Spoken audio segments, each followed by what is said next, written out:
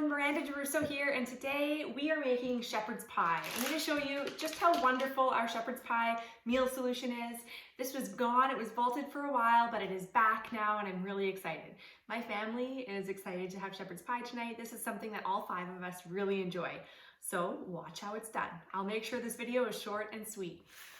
First thing I do is peel my potatoes, and I won't make you sit and watch me peel all of these potatoes, but I do want to show off our Y peeler. This is super sharp, really effective. It's got a nice grip, it's lightweight, it doesn't cramp my hands. It's great for apples, any vegetables you want to peel, but it's just super smooth and silky and wonderful and less than, I think, $10, which is, you can't go wrong with it. So you can see that I know it wouldn't take too long for you to sit and watch me peel all of these, but you get the drift. Peeling potatoes used to be my just dreaded task, and now it's super easy. All right, I'm back. My potatoes have magically been peeled and most of them chopped. I will save one last potato so you can see me chop it with my Epicure Chef knife. This is our Prep Pro Chef knife. You can see what an amazing size this is. It's not like a big bulky chef knife. It's lightweight. It's made from ceramic, but you have to be careful with it. Like, you don't want to drop it or anything. And please know it's the sharpest knife in your drawer. Okay, so even through hard potatoes, it's just easy peasy. So my favorite part about this shepherd's pie dish is that it's made, I mean, other than steaming the potatoes in my steamer, it's made in one pot. So I'm going to use my Epicure wok, which I'll show you in just a minute. But once you cook the beef in there, you make everything in the wok and you can put it in the oven too. All right, so my cutting mat will help me easily put my potatoes in my multi-purpose steamer.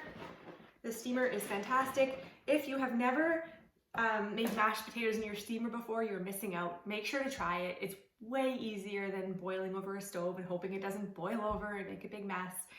It's just easy, you set it and forget it. So this is going in my microwave for 12 minutes. Okay, so now I'm making a double batch of shepherd's pie because we want leftovers. My husband works shift work on the trains, so he needs quick meals from the freezer. So we're doing a double batch. Work smarter, not harder, right? So I'm taking my 2 packages of mix in my 4-cup prep bowl, and I'm stirring in 2.5, yes, 1 1/4 cup, but it's double batch, so 2.5 cups of water. By the way, I have heard from my daughter that a couple of her friends started subscribing to my YouTube channel, and they're jealous that I have more subscribers than they do. This is what happens when you have tweens. But hi, kiddos, if you're watching. Shout out to you. I won't say your name. If you are watching this and you're a part of one of my cooking classes or just one of my customers, make sure to click subscribe so that you don't miss any of the videos in the future. Okay, so I'm just mixing this and setting it aside while we cook our ground beef. All right, so here we are. I've got my wok heated up here on medium-high heat, and I'm throwing in about 2 pounds of lean ground beef. I'm going to just break this up with my Epicure ground meat separator. It comes in handy. You're going to see me use this a couple of times in this video. There are multiple uses for this tool. It's pretty awesome. But it really helps you break up that ground meat way better than a spatula or a fork will do. Plus, it's gentle enough for me to use on my wok. FYI, these woks are amazing. I have 2. This one is about 8.5 years old. I got it shortly after I joined 9 years ago, and it's still going strong. It is still non-stick. It is the best pan that we have in the house. It goes right into the oven. It comes with a glass lid, which also goes right into the oven. So I use it a lot for baking cakes. I use it for baking bread. Not kidding, I'll put my dough in there with a lid. It's awesome. What else have I used it for? Frittatas, it's really nice for. You can cook anything in this, even just scrambled eggs. You'll notice that the heat distribution is there. Like, it cooks just the same up here as it does at the bottom of the pan. I love that. So a lot of my hosts actually hosted because they want the walk for half price or for free. And a lot of my consultants have joined because of this walk. It's everyone needs one. It's a real game changer. We have one at camp too, so I technically own 3 of these. All right, I'm gonna let this cook and I'll be right back. All right, we're back. Our ground beef has browned and I'm pouring in our mixture of seasoning and water. Now, one thing to note, if you didn't have, because the recipe calls for lean ground beef, if you didn't have lean ground, that's perfectly fine. Just give it a little strain or drain before you move on to this step.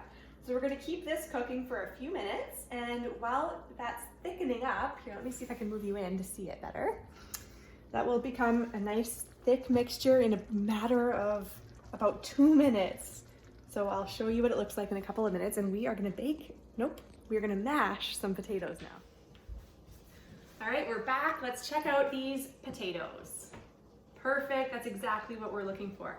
So now what we're gonna do is add a little bit of butter. That's what I like to add to my mashed potatoes before I mash them. And the package says to add half a cup of milk per pound of potatoes, or per 2 pounds. Yeah, for 2 pounds of potatoes. And we have about 3 to 4 pounds, so I'm gonna add just under a cup. And I told you that I was going to use our ground meat separator again, and if you guessed it, then good for you. But we are going to mash up these potatoes with the ground meat separator. You'll see how easy it is. Once again, this tool is gentle enough that it's not going to cut through my strong silicone, and it's just going to mash up these potatoes exactly how I like them. And my kids, I don't know, I know some people like their mashed potatoes with chunks in them. My kids like them smooth, so it takes a little bit more effort, but I'm willing. If it means they're gonna eat this, then absolutely.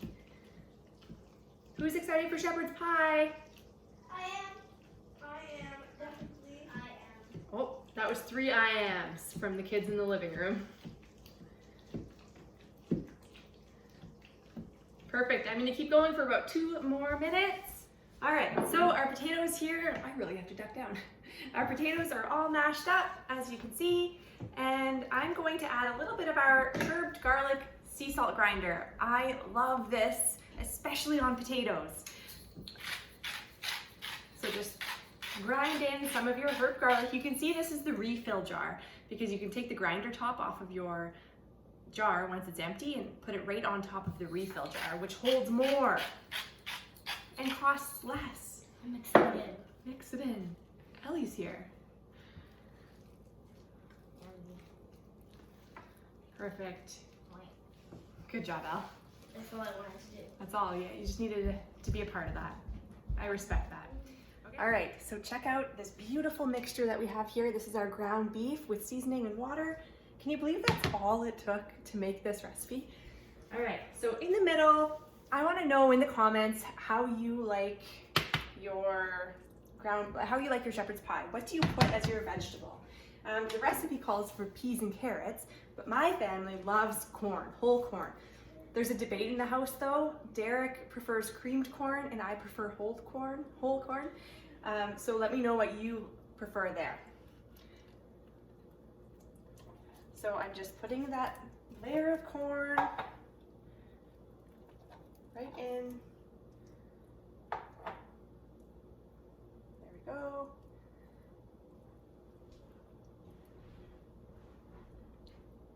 And I have my oven on, by the way. Let's make sure it's on the right temperature. So I have it at 375, and we're gonna bake this just to make sure it's warmed all the way through.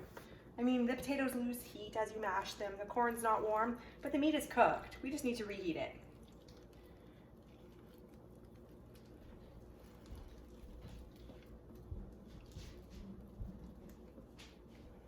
There we go. Check it out, Ellie. Come and inspect. Is the beef in there? And the beef is at the bottom. Oh. Yes. That's a lot of corn. Yeah, well, it's a lot of shepherd's pie. We are gonna have leftovers and we're gonna be able to freeze some. Can I have some for school tomorrow? Ooh, school lunch in your thermos? Sounds good. There we go. Does it look good, Elle? Uh-huh. Uh-huh.